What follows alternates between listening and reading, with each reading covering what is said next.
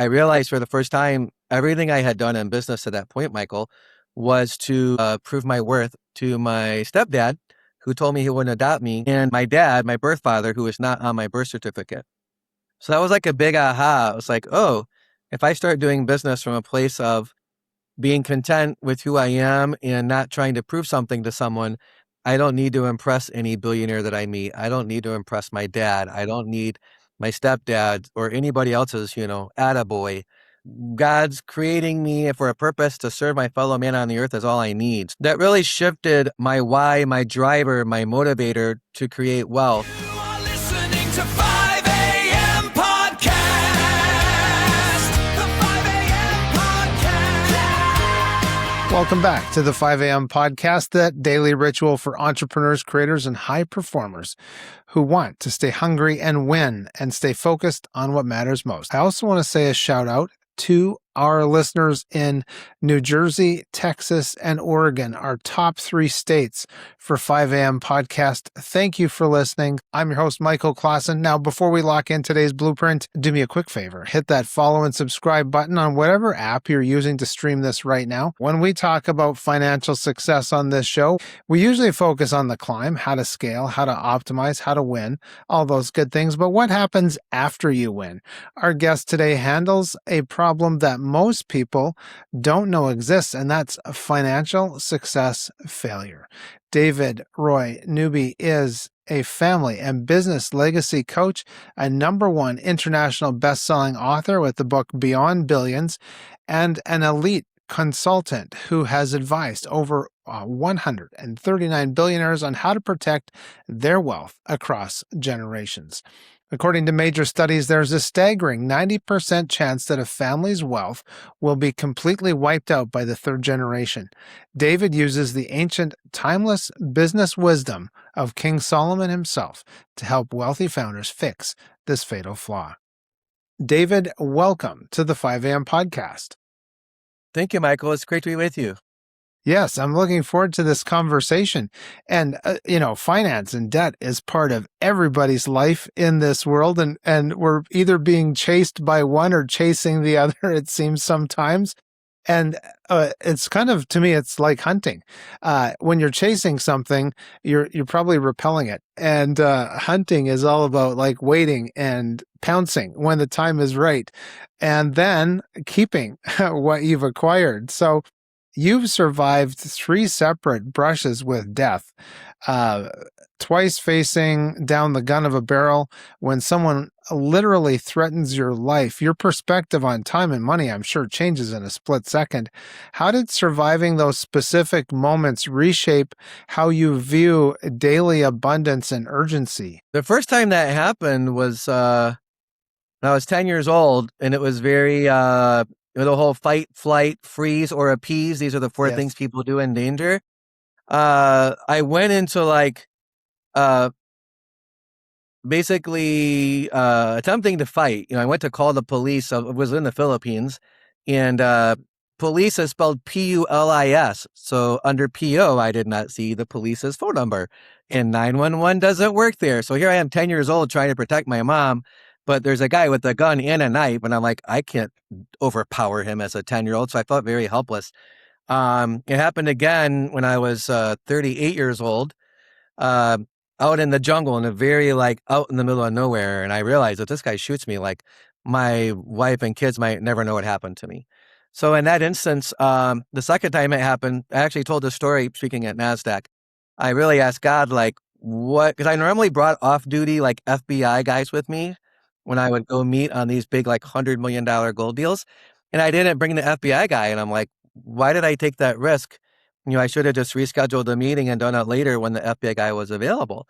And I believe that we should ask for divine help in whatever we do. Yes. If you're not a really astute or committed atheist, I think we should all ask for divine help and guidance. And I felt like I realized for the first time, everything I had done in business at that point, Michael, was to prove my worth to my stepdad, who told me he wouldn't adopt me when I was 7, and my dad, my birth father, who was not on my birth certificate. So that was like a big aha. I was like, oh, if I start doing business from a place of being content with who I am and not trying to prove something to someone. I don't need to impress any billionaire that I meet. I don't need to impress my dad. I don't need my stepdad or anybody else's, attaboy. Like, God's creating me for a purpose to serve my fellow man on the earth is all I need. So that really shifted my why, my driver, my motivator to create wealth. And I have found talking to actually the failure rate in 3 generations is more like 96% for billionaires. Okay. Wow. The emotional intergenerational dynamics that create conflict around the money, and let's say some person watching this, they're worth 10 million or they're worth 100 million or they're worth $1 billion. The bigger that number, the more like the dynamic of the kids fighting over proving who could be the better manager of this once dad or mom are gone. Like those things get heightened. And so I like this. My hand thing created the balloon thing. Yeah. The balloon effect. So yeah, that was like, it really is powerful to realize any of us can die today or tomorrow. Tomorrow's not promised to any of us. So one of the contact philosophies I teach in Beyond Billions is like, that book is every day we are leaving a legacy. Everybody is. The only question is how intentional of a legacy are you leaving? So I think it's really important to think of your business, your investments, whatever you're creating, in terms of, how can I benefit not only my family and myself and my clients, those I serve now, but how can I empower my family for the next 4 to 5 generations Yeah. to be a good steward of whatever it is that I'm building. So those Yes. are like the ways my thinking about money shifted Yeah. after, having a barrel of a gun in my face twice. Yes. Now, with someone like yourself, and we've had a few other people on the 5 a.m. podcast in the last year who have these dramatic rags to riches stories growing up in extreme poverty. But now you're consulting with billionaires.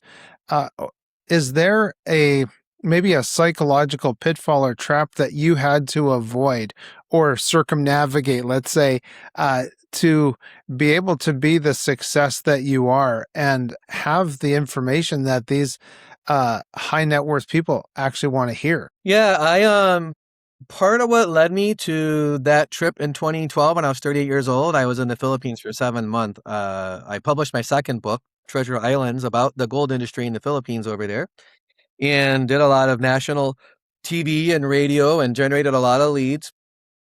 I already knew 2 different people that each had several $100 million of physical gold. We had already tested it and verified it as real gold, not fool's gold. And, building trust over there. I speak Filipino. I was married to a Filipina lady for 20 years. I've lived there about a year and a half. So I like to joke on this is a Filipino dress shirt. It's made out of pineapple fibers woven together. Oh, is that right? That's neat. Yeah, they call it piña. It's like I really have embraced that culture. Even with all of those things, I still had a big trust barrier to get over to get someone to like sell me $100 million of gold or more. And so one thing I realized after having the gun in my face, realizing a desire to prove myself to my fathers was a big motivator, and like starting to release that. One of the big ahas I got, Michael, is like, if you believe that God creating you and loving you and creating you for a purpose in this time of history, like if you really believe that at a heart level where like, hey, that's enough, that's all the affirmation I need. There's a story in the Bible, like the Holy Spirit descended as a dove on Jesus, and people audibly heard this voice saying, "This is my son in whom I am well pleased. Listen to him." So like, we don't need to a lot of people would love to, if have you heard of the book 5 Love Languages? Yes. One of the love languages is words of affirmation. That's my number one love language by far. And so if that's a love language of yours, a lot of people would wish that they had heard their father say, "I'm proud of you, son. Great job." And a lot of us never hear that from our earthly fathers.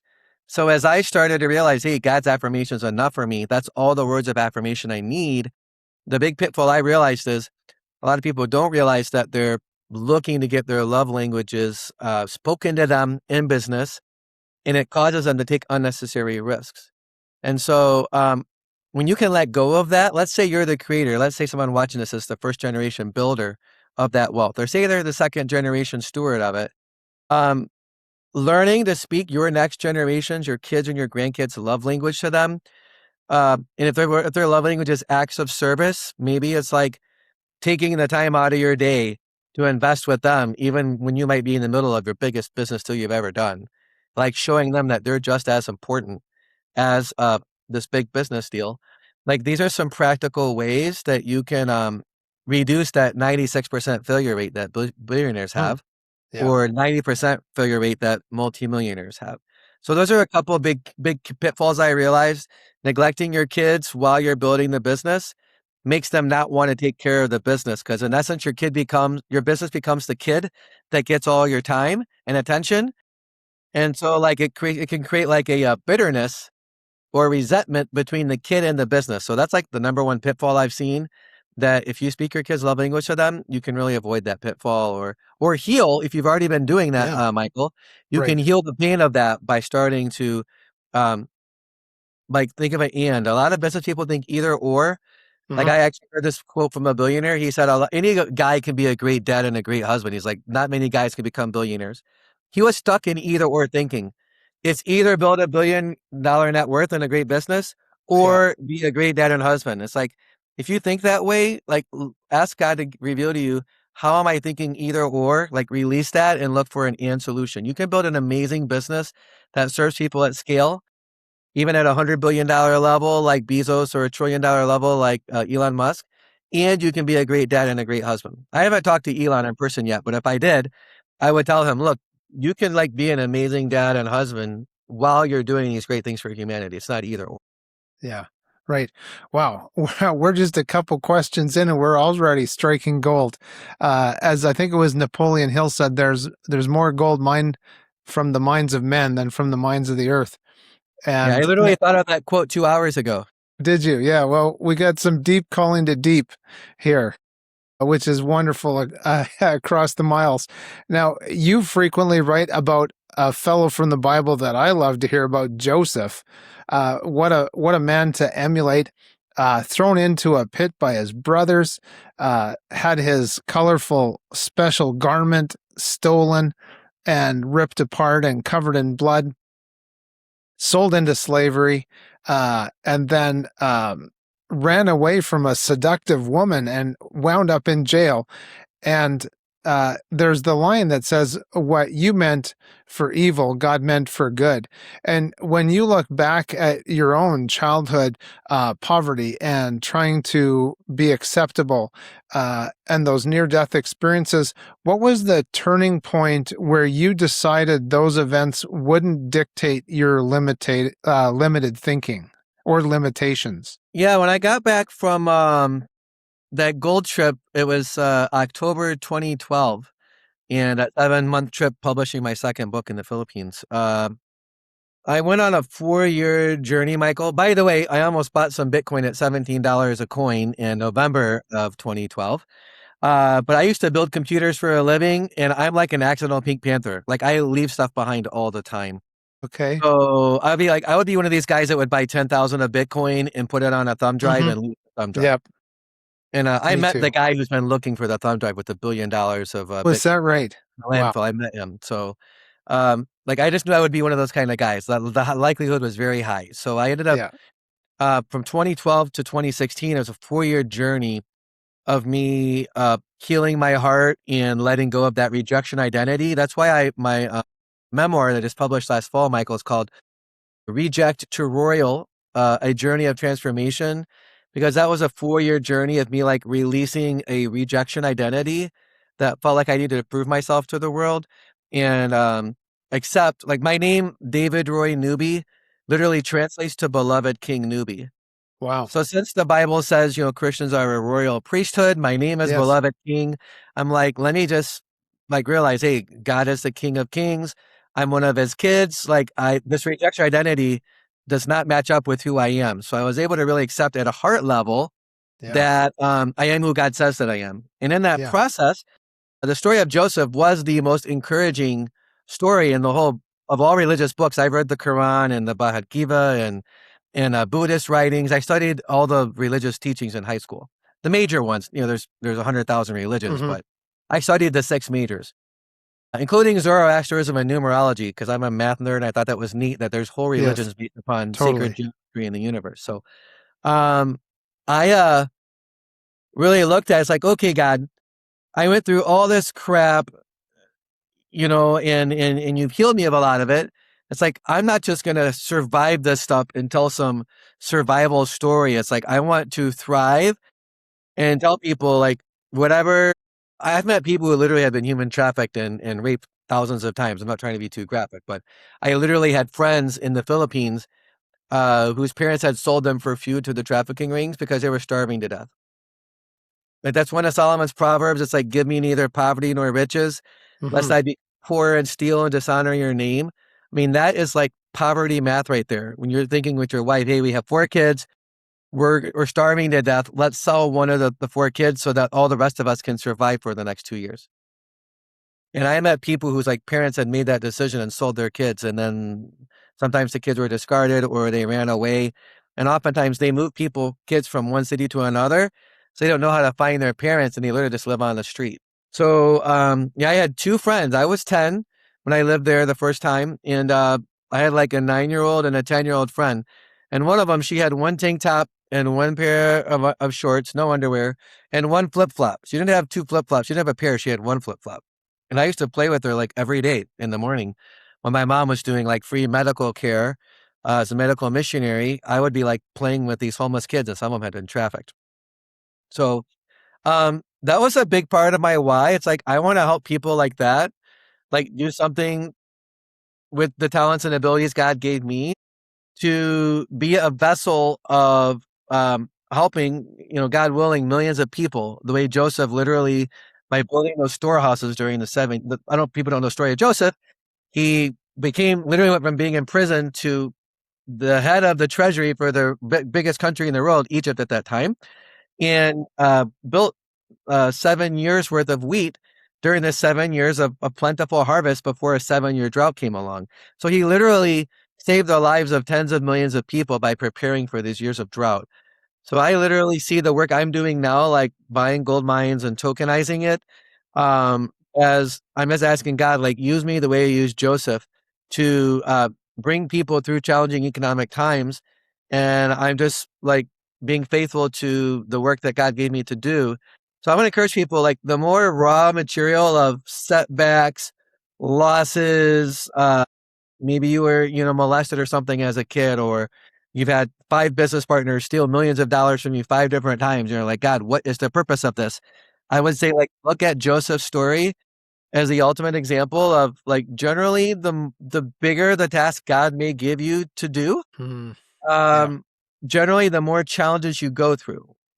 There's a guy named Oz Hillman. He's a white guy from Georgia, but his first name is OS, which is actually a Middle Eastern name. Uh, Osselman wrote a book called The Upside of Adversity.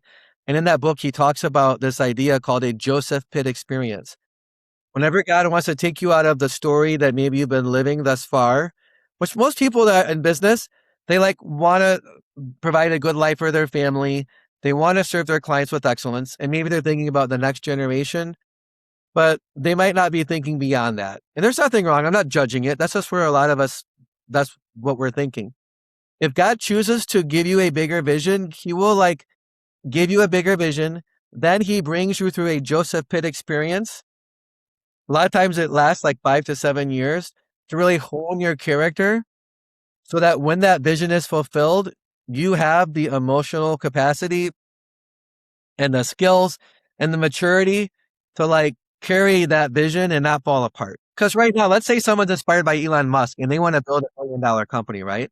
Let's say their business is making $50 million a year right now, and they could sell it for 200 million. So they need to like 5x to 10x their business to fulfill this billionaire vision.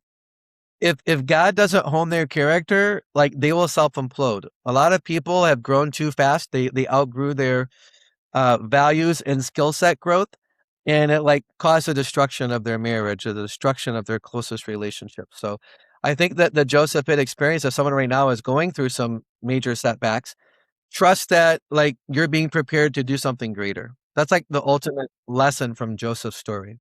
Right. And then we look to Solomon, in that family line of King David and then his son Rehoboam. What or when did you start to clue into kind of the wisdom gift that Solomon was to all of us? Well, it's sort of wild. Solomon wrote the book of Proverbs for his son specifically to know how to have a successful life. The very first chapter says, this is a instruction manual to help you rule and reign in life. So God wants all people to abound, to have an abundant life. He doesn't want us to get by. I agree with Elon Musk. He says there are more than enough resources to support 100 billion people on the earth. This idea from the WEF that there's too many people, it's been taught about since the 70s, overpopulation. Like the populations of the world are shrinking. People are not having enough kids. They're not having too many kids. And so, like I've talked to several billionaires, and it's sort of wild to talk to a billionaire who has lack thinking. I mean, I'm not picking on him.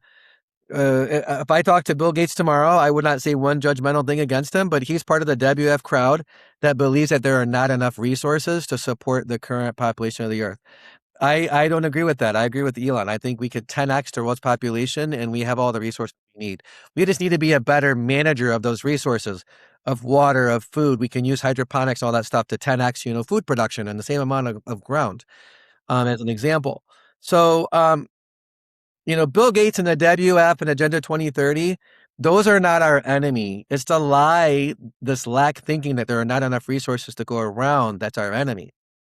And so when it comes to someone applying the wisdom of Solomon, you realize that even though Solomon literally built an $8 trillion fortune in today's money, Michael, and he gave his son the instruction manual on how to manage well that $8 trillion. I mean, put that in perspective, $4 trillion, that was cash. Elon Musk just crossed $1 trillion, and that's stock value. That's not cash. Imagine having 4x of Elon's net worth in cash. That's what King Solomon had. And he gave his son Rehoboam, who was the king after him, all of that cash and the instruction manual. Despite all of those things, the most advantaged, set up with the golden spoon in his mouth person, Rehoboam, still squandered the wealth. So I've heard some people say this phrase like, I'm going to build a business and sell it for 100 million and my family will be set for life. That phrase is a lie. There is no amount of money that can make your kids or your grandkids or even your great-great-great-grandkids that you never meet set for life. You have to pass on the skill sets of wisdom and discernment and pass on a heart of service to want to serve other people. If you don't pass on those things strategically, there is no amount of money that can help your kids wisely steward what you give them.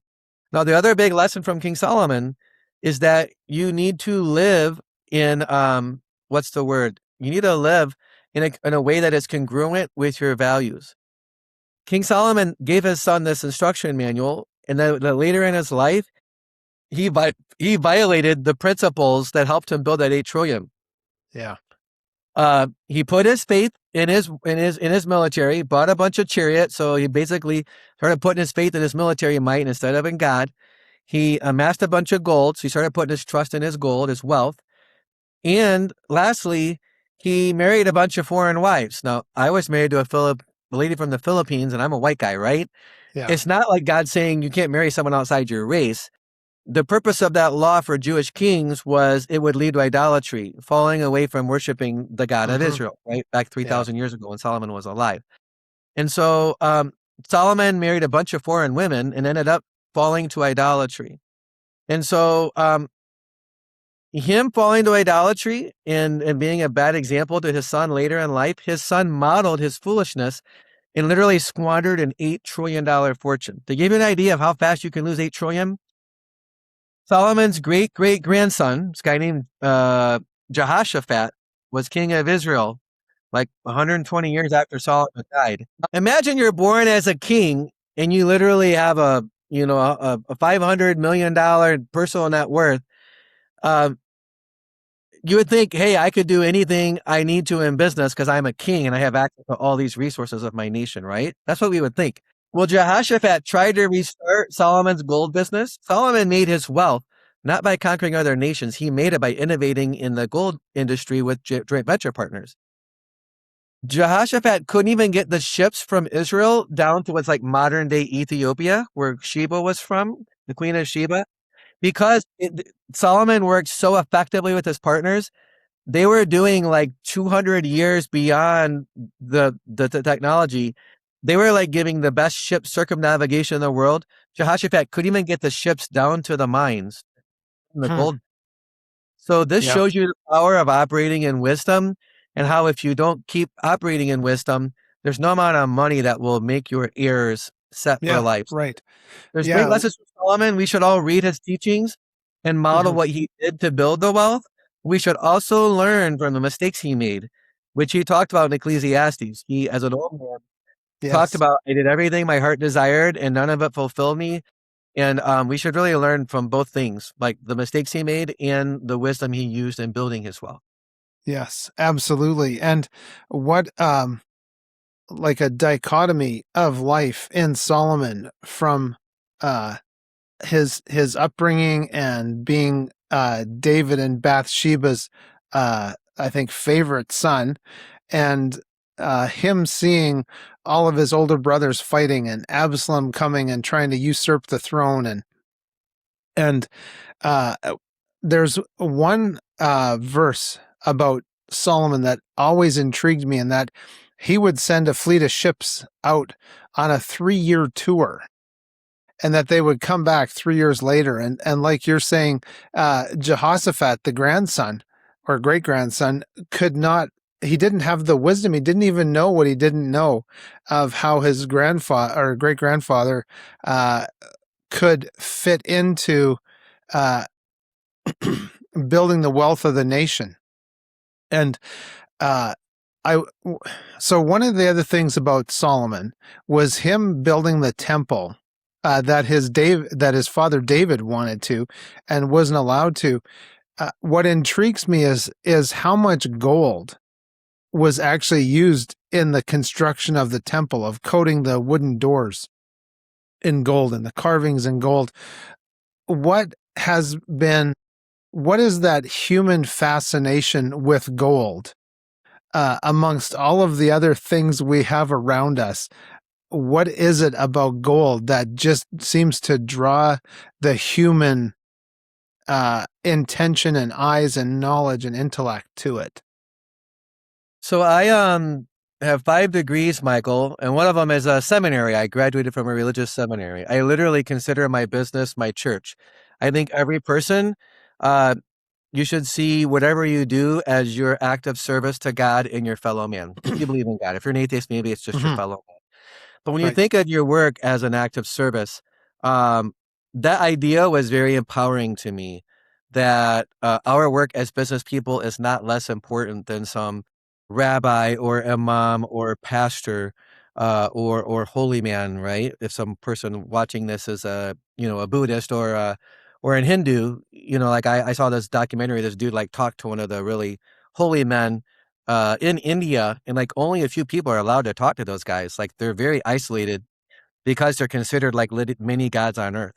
And so when you realize that whatever you do is your vehicle of service, coming back to Solomon and the fascination with gold, gold is mentioned in Genesis chapter 2.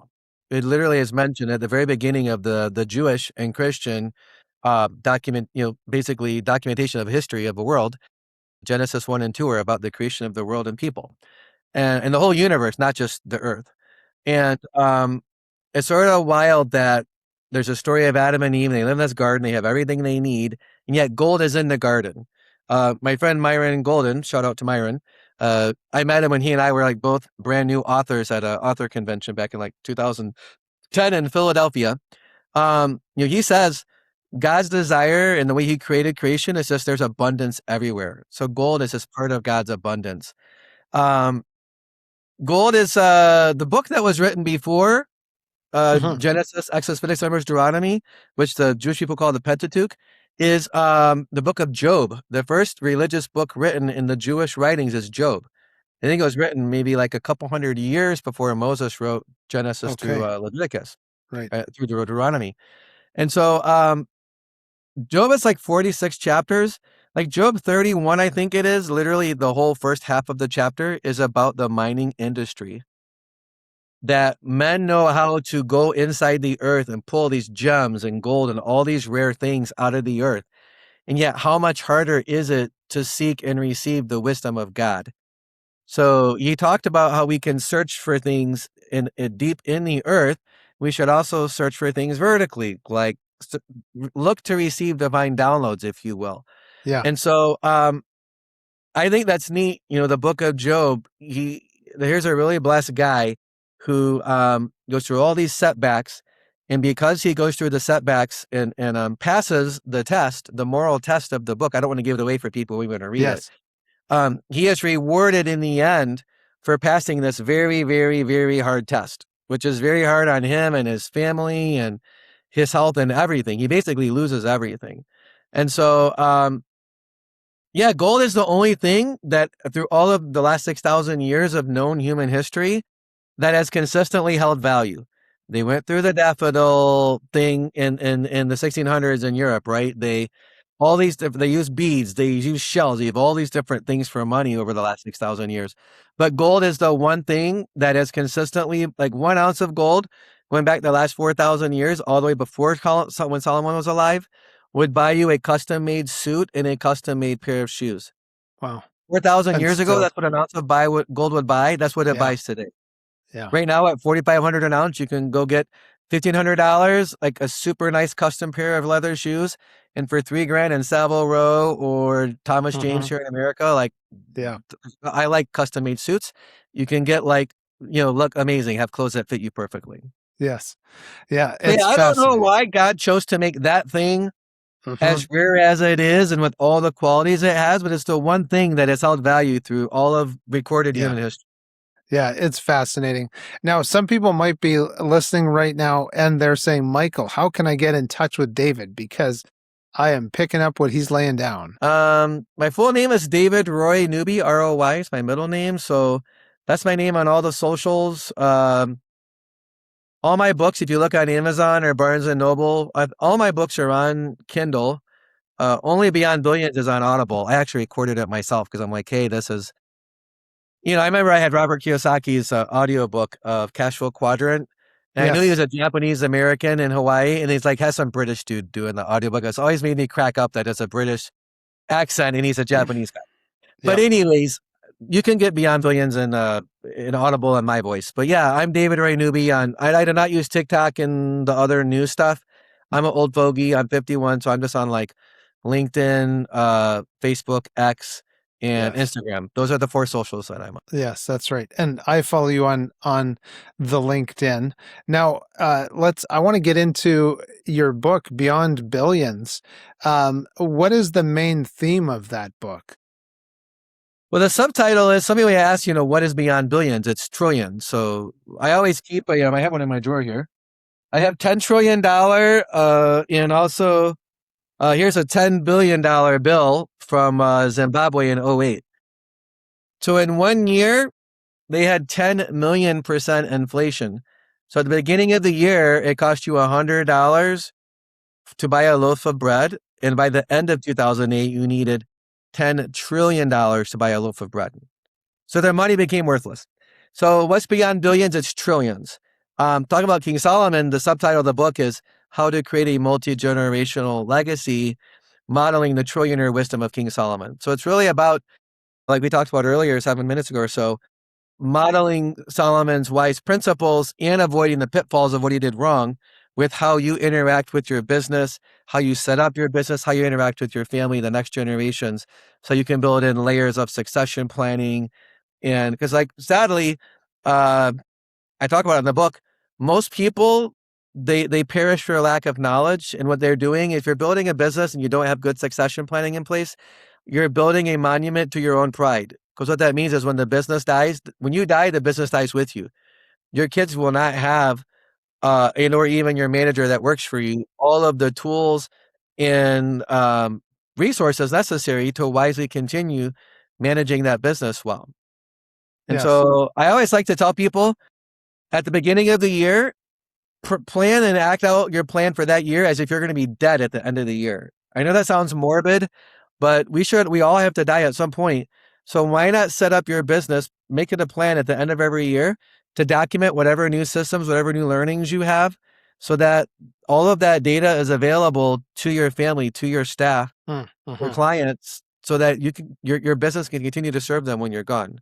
Right. I think that's how you truly make your business. You truly build a B quadrant business that Robert Kiyosaki talks about in cash flow Yes. quadrant.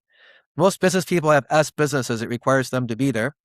In a B quadrant business, it will run for a year without you being there. That means you need to document all your processes and train your people how to run those processes without you telling them what to do. When your business can run without you, um, if you do die, your business is ready to continue running. So part of that is like the other emotional component of that, Michael, is detach your worth from being the CEO, from being the guy who runs or the lady who runs that business day to day. Yeah. Wow. Identity. That's a big card to play. Now, That's what the would book you, covers, billions. yeah, It gives you a no, really specific yeah, family process to pass on your values and affirm and speak your love languages to your kids as well. So the book, it right. talks about how to build a family vault, which holds all of the lessons of your life. Just how you think of a physical vault that holds your birth certificate, your documents, Yeah. your passport, your gold, your silver, your cash, other important stuff, your medical directive, power of attorney. You want to have a process of putting lessons that family is learning in a family vault. So that's what the book covers. Right. Well, that's great. Is there one specific principle from Solomon's playbook that applies today to whether it's modern tech or a service-based business trying to build this lasting legacy? In terms of technology, there's a lot of tools. In my book, Reject to Royal, I talked about the tools that helped me a lot in my heart healing journey, and also some business tools. So there's a guy named Alex Charfen, Charfen. He has a book, I think it's called Entrepreneur Personality Type, that really helps people understand their style of leadership. Um, he also talks a lot about using techniques like EMDR. Like most entrepreneurs are carrying PTSD and don't realize it. The stress of everything depending on you creating is a lot of stress that builds up in the body over time, and a lot of people don't realize the level of stress they're carrying. So EMDR is a great tool to release stress. I also use the 12-step things. It's really just like do an inventory and amends. Like for me, I waited 3 months, Michael, to write down all the people I ever hurt or who ever hurt me. The first time I did it, I think I was 36. And I did it again a year ago at 50. I'm 51 now. And so I think those are very, very powerful tools to use on a regular basis, like the 12-step stuff. Even if women were my drug of choice. It wasn't weed or alcohol or Coke or something, or Inger. Some guys literally workaholism is their drug of choice. Yes. So I would say like really work on yourself. That's like the ultimate. Those are some really good tools to use. And yeah, business wise, there's a lot of online cloud stuff that are secure, like box.com. You can literally put all these systems that you're creating, including your family vault, like in a box.com. 95% of the Fortune 500 companies keep all their secure files on box.com. So that's where I keep like not only my business systems that all my C-suite people have access to, but I also have a separate area of that's for my family. So a lot of my personal development stuff, things I'm learning, my estate plan stuff, all that stuff is in there. And I actually just had I was divorced almost 10 years, just got remarried like 2 months ago. So I gave my wife and my 21-year-old son, my younger son, um, like literally gave them all of my instructions when I died.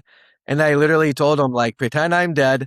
I want you to both open this document and go through this and do what it says. Like I wanted to make sure they knew how to access my crypto wallets and get into my phone Yeah. and get into all the places where the stuff was at Box.com, where the life insurance policies are, who the agent is to call about that. So um, pretending as if you're dead and having a meeting with your family, like my wife literally almost died 3 weeks ago. So um, tomorrow's not promised to any of us. It's sort of wild. Like I almost got married and had my wife die 5 weeks later. Praise God, she survived the incident. But I would encourage people like test the quality of where you're keeping those tools by giving them to your people and say, pretend I'm dead and use this stuff and find out what's missing. And then you can develop further, make it robust to the point where they really can be without you. Right. Now, you recently shared a story about trying to connect with a contact regarding a massive $2 billion dilemma, and you followed up weekly for 6 weeks with zero response. But the moment you stopped grinding and trusted for God's guidance, you ran directly into the fellow at a conference. How do you distinguish between maybe being complacent or lazy and having that genuine strategic surrender to the plans of God? Yeah. Most of the sales training programs out there, like I use Sandler Sales Institute. He has a thing called Close the Deal. It's a great course. They recommend, 8, it's usually like 7.5 contacts is the number it takes for someone to close on a sale to buy. And so a lot of sales teachings do 8 to 10 follow-ups from your initial meeting. Don't just have a meeting and do 2 follow-ups and go away. So I like to build in systems of having 8 to 10 follow-ups where it doesn't require you to manually follow up. You can build like autoresponders for emails, a post-sales call autoresponder, set it up, it'll follow up with them. I think in that situation, I followed up that 8 to 10 times with this person that 3 people told me I should talk to, never got engagement. When I met the guy in person, come to find out, he had heard from 3 different people about me, and he literally had heard so much about me, like he thought we had talked. And it was a sort of like, if you're meant to meet someone and you don't need to follow up with them 52 times, you could set up an Yeah, right. autoresponder to follow up once a week till they either opt out and they cuss you out in email, stop texting me or stop emailing me, or they opt Yes. out of the email. But like you can also choose to be at peace. Like if you do the 8 to 10 follow-ups, then just choose to be at peace. Like if you're meant to connect with this person, it'll happen when it's supposed to. Yeah, right. Now, I want to ask you about your 90-day challenge, where you challenge entrepreneurs to ask for God's guidance daily for 90 days. Can you tell us a little bit about that and how that came to be? Yeah, certainly. When I was 19, so I went to X-ray school. That was my first college. I was thinking about becoming a neurosurgeon or an orthopedic surgeon because I had 2 mentors. One was a neurosurgeon, and from like what was that? From age 11 to 15, I was cross-stitching and studying surgical journals, how to like remove aneurysms from people's brains and stuff. And then I met an orthopedic surgeon in high school, and I found out my back was curved, and so I couldn't decide which one to do. So I'm going to X-ray school because you rotate through the OR, you rotate through the orthopedic clinic, you see a little bit of everything. And I realized I did not want to be a surgeon because the best surgeons work like 80 to 100 hours a week. Brain aneurysms don't happen on a 9 to 5 schedule. Car wrecks, people breaking up their, drunk DUIs happen 24/7 with people with all these messed up bodies you got to fix if you're an orthopedic surgeon. And so I was so committed to being a good dad, Michael, that I decided because my stepdad was a workaholic and I literally saw him 3 hours a week, that I was like, well, forget it. I'm not going to be an absentee father. So I let go of that dream, but I had no backup plan. So in the middle of going to X-ray school in Athens, Georgia, this older guy was like 25. He ran this Friday night Bible study that I went to. My first year of college, my second year of college, I was too busy. My first year of college, I went to a Friday night Bible study, and he sat me down one day. He asked me to meet on a Wednesday, like at noon, and we met one-on-one, and he literally read Proverbs chapter 1 to me. He's like, David, you're like a very talented guy. You're very loving. You're outgoing. He's like, I really think you would benefit just from learning wisdom from the wisest man who ever lived. And so he challenged me, like, for the next 90 days, whatever day of the month it is, read that chapter of Proverbs. Proverbs has 31 chapters. That's Solomon's instruction for a successful life. So he's like, read it for the next 90 days. He's like, if you don't get benefit from it, then stop reading it. He's like, if you get benefit from it, you can choose to keep reading it. So I took the challenge, and my life really improved. Like every day I would read some different teaching of something, because it's not like each chapter is all about one topic. It jumps around. Each chapter covers on average 5 to 12 topics, like 2 or 3 verses about that topic. And so every day something would jump off the page at me like, oh, I can apply that in this situation. I can apply that in that situation. And so I just continued reading the book of Proverbs, and I've been studying it ever since, for the last 30 years. I'm Right. 33 years now. But I'd encourage anyone, even if you're an atheist, like wisdom is wisdom. It's like if Yes. you desire to serve people with excellence, why would you not want to learn wisdom from the wisest person that ever lived and the most successful financially person that ever Mm. lived? Yeah, So I that's think right. the 90-day Proverbs challenge really is a challenge that anybody should take on and see if it benefits them or not. Yeah, that's good. Now, you also recommend combining the spiritual practices with high performance modalities like Wim Hof breathing or Joe Dispenza's tapping methods. Why is calming that physical nervous system a strict prerequisite for receiving that clear strategic guidance? So some people are aware of biohacking, and there's like a commercial I saw. I don't watch TV, but I saw this commercial on YouTube in the last 3 weeks. Like this lady's just hearing all these people giving her random health advice. So it's really hard to cut through the clutter, right? In my experience, growing up in a Christian home and being around a lot of murder, actually a family member of mine killed another family member. Uh, and that's like a multi-generational pattern that happened. My mother literally watched like my grandfather choke my grandmother to death right in front of her when she was 8 years old. And so, and my grandfather tried to kill my grandmother. So this is a multi-generational murder thing that happened in my family. When I found out about that, I decided like that's gonna stop with me. I'm gonna tell my sons about it and tell them if you like teach your kids how to deal with anger productively the way I'm teaching you, then that will be out of the bloodstream. Because Yeah, literally right. epigenetics, like the DNA strand, it shows there's a Bible verse that says the sins of the fathers are visited on 3 or 4 generations of those that hate God. Yes. And how that happens genetically is in the male DNA strand, there are like patterns of living that get imprinted into your DNA, and that literally is imprinted on the baby when the sperm meets the egg. And so you can get that out of your DNA in 3 generations, by just stopping that pattern of activity, and then it's less and less in the DNA, and it's gone in 3 generations. So I told my sons about it. I told them about epigenetics, the science of it, and why they want to strategically deal with anger productively because we had this recent pattern of murder in our family. Um, and so, like, in my experience, most people are more aware of emotional and spiritual modalities, Michael, to deal with self improvement. But the physical seems to be the area that people know the least about, or maybe there's the most confusion about.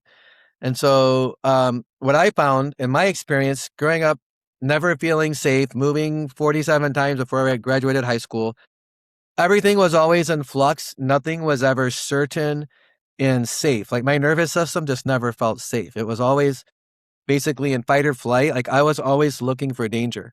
It's part of why my shoulders were like curved forward because like think about it in the womb, a baby is like this, they're all curled up, right? Most people when they're afraid, they naturally curl up or tense up like this.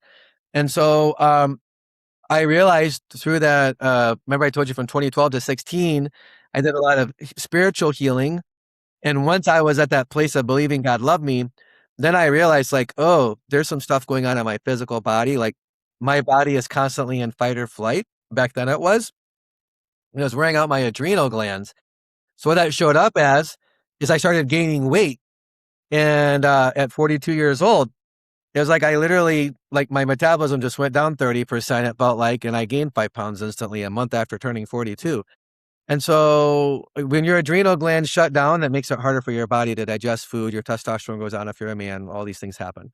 So I went on a journey of like calming down my nervous system.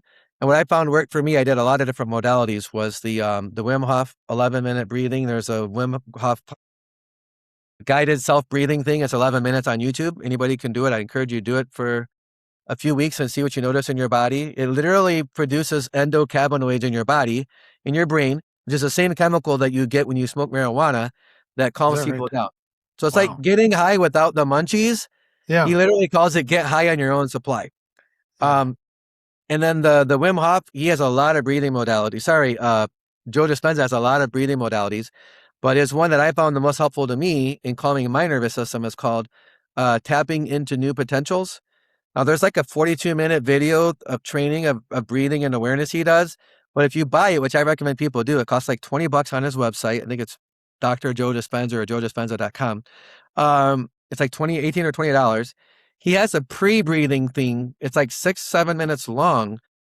And what it does is you do a specific kind of breathing. It pushes all of your cerebral spinal fluid up into your head. Your cerebral spinal fluid goes from the base of your skull all the way down to your sacrum, like your butt, up and down. And so when you compress your abdomen in a certain way, it'll push all your spinal fluid up to like your C1, the base of your skull. And I literally feel like my head buzzing when I do it. And so have you ever saw the movie The Matrix? Yes, But if you haven't seen the absolutely. movie The Matrix, the first time Neo gets data downloaded into his brain, they sort of show him like shaking or vibrating, and like his mouth opens. Literally, when I do that kind of Joe Dispenza breathing, like my mouth just naturally opens from all that buzzing and all that spinal fluid in the base of my skull.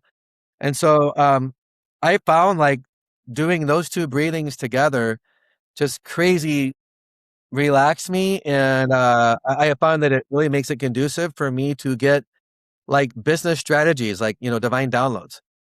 Like literally what I'm doing now, tokenizing gold. Like right now we're working on, we might do a $100-200 billion deal with a couple governments.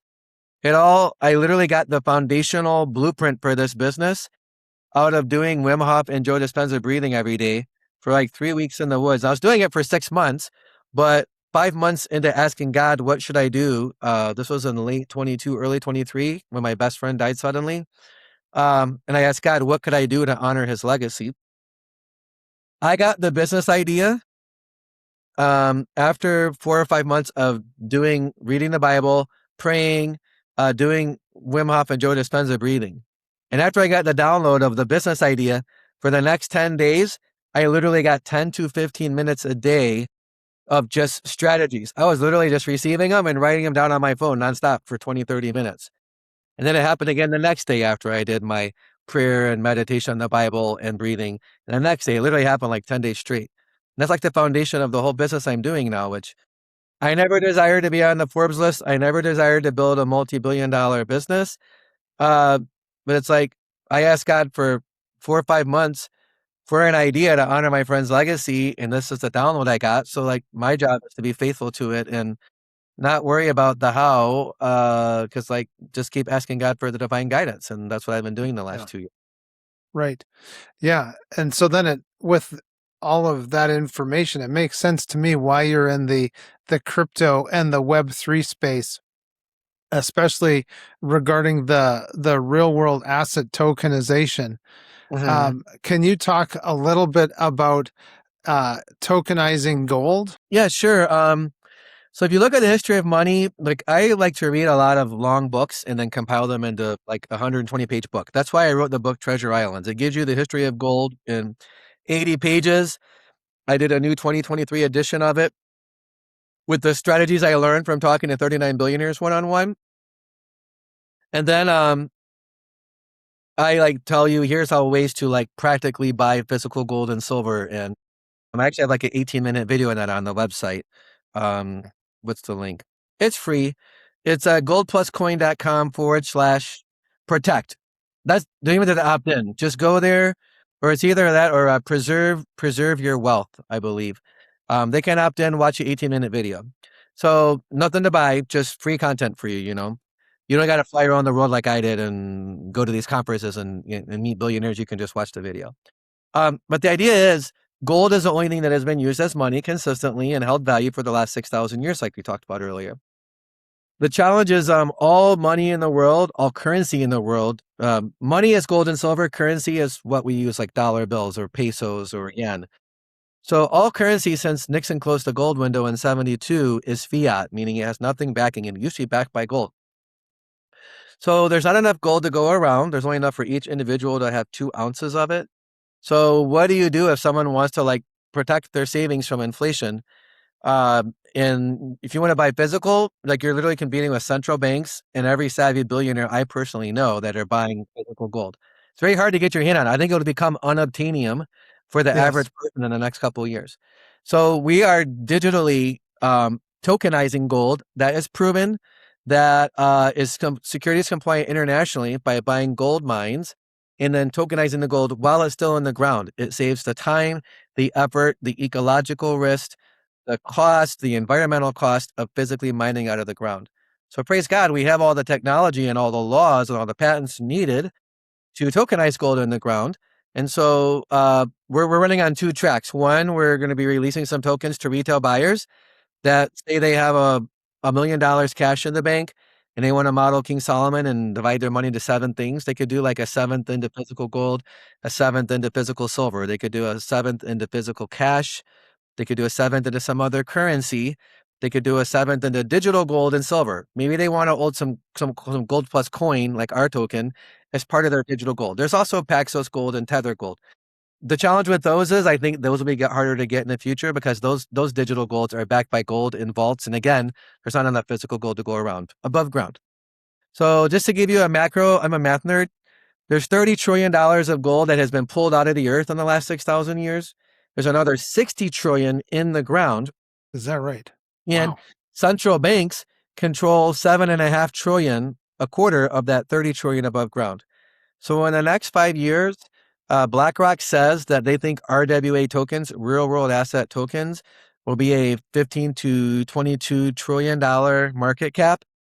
We want to tokenize 5 trillion of gold and another 10 trillion of other asset-backed tokens, let's say a copper token and an oil token and a natural gas token that is outside of BlackRock's control, so that freedom-loving people can do commerce together, backed by real things that have protection from inflation and that are securities compliant. And even at a national level, we want to be a blessing to whole nations. That's why we're talking to several nations' governments about doing like what El Salvador did by recognizing Bitcoin as a currency. We want to help several nations build like a structure to use the gold or the silver or the oil or other commodities in those countries to provide more liquidity and grow their economy and improve the lives of the people. Because a lot of third world countries, like in South America, in Africa, in Asia, they have a lot of natural resources, but they don't have the mechanisms to monetize them sustainably. So we're looking to be of service to them, helping them do that. Right. Now, the free report that you talked about, a legacy built to last, if a business owner is currently in their building phase, they haven't hit their millions in revenue yet, what is the first milestone they need to establish to ensure that their foundations are built to last? Well, I would go back to what I said earlier, like each business is different, but your strategies are different by the industry, but principles are finite, are fixed. So like if you're doing the 90-day challenge and you're applying Solomon's wisdom and how you run your business, how you interact with your team, how you run your systems, how you operate your communications, all that stuff, your client relations, your operations, your accounting, etc. Solomon has practical teachings for all of those things. So I'd say follow his wisdom. Number 2, like as challenging as it may be, it's June 17th while we're recording this. Maybe it comes out sometime early July. That's Like pretend that you're literally put on the calendar 12 months from now, I'm dead, and then ask what all do I need to document and systematize for whatever I have built to continue when I'm gone. Going through that exercise, Michael, will actually make your business improve because you'll start to document and you'll be able to give those documents to your team and you'll be able to have more uniformity in how you run your business. So it gives you a stronger foundation upon which to build whatever level of business you desire to build. wonderful. So I would say those are the 2 main things that I would encourage people to do. Good. Well, David, what a powerful and pleasant conversation. Thank you for challenging us to look past the immediate horizon of bank accounts and start thinking about what's inside and our families and our faith. So thank you so much for joining me for the 5 a.m. podcast. My pleasure, Michael. God bless you. Thanks for having me. Thank you, David. It's been an absolute pleasure to have you here on 5 a.m. podcast. So, ladies and gentlemen, to everyone who's listening, I know you're part of that 5 a.m. podcast community. We appreciate that you've been here today. If you want to make sure that your hard work doesn't become a devastating statistic, please check out David's work. You can go right over to www.goldpluscoin.com davidritual.com and then /preserve your wealth. You can grab your copy of his insights and learn exactly how to protect what you are building. David shares incredible insights on asset tokenization, macroeconomics, and a divine strategy directly on his social media platforms. I highly encourage every single one of you to open up your app, check out the show notes. We're going to have the links to David's accounts right there. Connect with him, read his daily updates, and learn how to build a legacy that will truly outlive you. Thank you, ladies and gentlemen, for being here. Don't forget to share this episode with a friend and hit that follow or subscribe button on whatever streaming platform you are listening on. Remember that when we seize our days, we seize our futures. Get out there, enjoy those sunrises and sunsets and all those beautiful adventures in between. I'm Michael Klassen, and we'll see you on the next 5 a.m. podcast. Thanks for watching the show. Just a reminder that you can get all of our resources, other episodes, and read our blog posts at 5ampodcast.com.